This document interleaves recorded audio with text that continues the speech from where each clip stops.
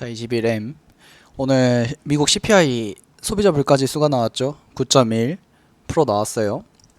9.1%로 나왔는데 이게 지금 컨센서스가 8.8% 정도, 8.8%도 상당히 높다고 했거든요. 근데 백악관이 경고했죠. 높게 나올 거다. 근데 실제로 높게 나왔어요. 근데 이제 우리 코인러들한테 중요한 건 그 소비자 CPI가 중요한 게 아니죠.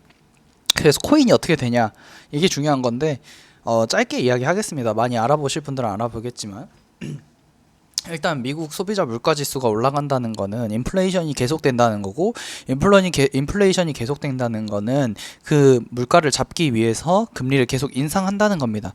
그래서 금리가 인상된다는 거는 우리가 돈을 투자보다는 이제 묶어놓고 그렇게 된다는 거죠. 그 돈을 맡김으로써 돈의 가치를 올리겠다는 겁니다. 왜냐면 인플레이션이 되면서 돈의 가치가 떨어지니까 상대적으로 그 금리를 인상을 시켜서 돈의 가치를 올리겠다. 그래서 그 밸런스를 맞추겠다는 게 이제 목표입니다.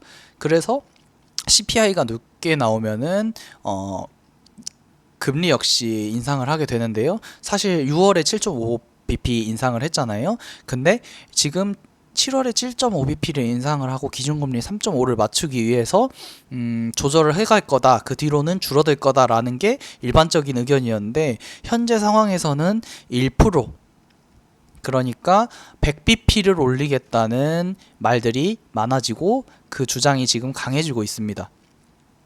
100bp를 올리겠다는 거는 그 대출을 받거나 투자를 하는 사람들의 입장에서는 굉장히 무서운 일이죠. 그렇기 때문에 그 일시적으로 방금 뭐 나스닥이든 뭐 코인이든 일시적으로 하락을 할 수밖에 없는 상황이고요.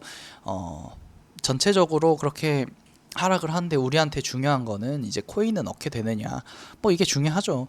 그렇게 전체적으로 자산 시장에 있는 돈들이 이제 그 연준의 금고로 들어가게 됩니다. 그러면서 이제 인플레이션을 잡고 그런 게 목표가 되는데, 중요한 거는 제가 봤을 때 지금은 어쨌든 인플레이션은 피크라는 거예요.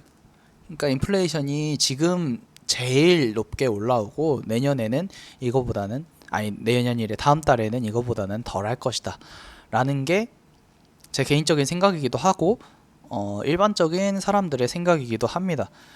사실 9.1%라는 게 진짜 너무 어마어마한 거거든요. 와, 저는 9.1%? 10%가 오른다는 거잖아요, 물가가. 근데 실제로 지금 기름값이나 그런 게 떨어졌음에도 불구하고 올라 있습니다.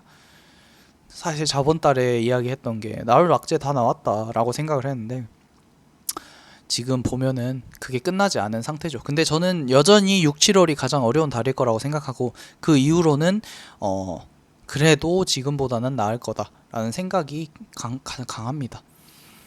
그래서 이제 코인이 어떻게 되느냐. 코인은 기술주, 그러니까 뭐 테슬라나 페이스북 뭐 이런 거 같은 기술주로 분류가 되는 경우가 많아요. 다른 코인들이 안 그런다고 하더라도 비트코인이 그렇고요. 비트코인이랑 투자받는 코인들은 약간 테크에 가깝습니다. 그렇기 때문에 솔직히 말해서 하락은 피할 수가 없어요. 가장 사람들이 살기 어려워지면은 먹고 사는데 가장 중점을 둡니다. 기술이든 미래 가치든 이런 거는 아무래도 뒷전으로 밀려나게 돼 있거든요. 그래서 코인이 지금 많이 떨어지는데 뭐 더 떨어질 것이냐. 근데 이거는 시장 상황에 따라서 달라요. 어떻게 받아들이냐에 따라 달라요. 아까 말했다시피 이번이 피크고 그 다음부터 점차 나아진다고 생각했을 때는 일시적으로는 충격을 받겠지만 점차적으로 반등하는 모습을 보여줄 수도 있고요. 계속해서 이렇게 악순환이 계속되면서 경기 침체로 가면은 계속 떨어질 수도 있는 겁니다. 그래서 너가 하고 싶은 말이 뭐냐, 지금 너가 코인이 어떻게 된다는 거냐 라고 했을 때, 여기서는 저는 믿음의 영역이라고 생각을 합니다. 당장 수익을 낸다는 거는 불가능에 가까워요. 주식이든 코인이든 뭐 부동산도 마찬가지죠. 여기서부터는 이제 우리가 해야 될 전략은 다음을 준비를 하는 거죠. 그러니까 당신이 이걸 보고 있는 사람이 이 코인에 대해서, 그래 코인은 다시 부활할 수 있고 언젠가는 다시 엄청나게 오를 것이야 언젠가는 이 기술들이 세계를 바꿀 것이야 라고 생각하는 사람들은 지금 사고 계속 사고 그러는 게 맞습니다. 하지만 지금 당장의 수익을 내고 싶고 데이 트레이딩 하고 싶고 그러면은 더 떨어질 수 있는 확률도 굉장히 높기 때문에 나중에 장이 좋아질 때 오는 것도 나쁘지 않아요. 그러나 그 장이 좋아진다는 거는 언제가 될지 모릅니다. 지금이 제일 바닥이고 점점 오를 수도 있는 거고요. 지금 이미 떨어졌다고 하지만 이러한 인플레이션과 가스, 원유, 원자재들의 문제로 인해서 지속적으로 성장률이 낮아지고 문제가 생기게 된다면 앞으로도 계속 떨어질 여지는 있는 겁니다. 이거는 말 그대로 상황에 따라서 변하는 거예요.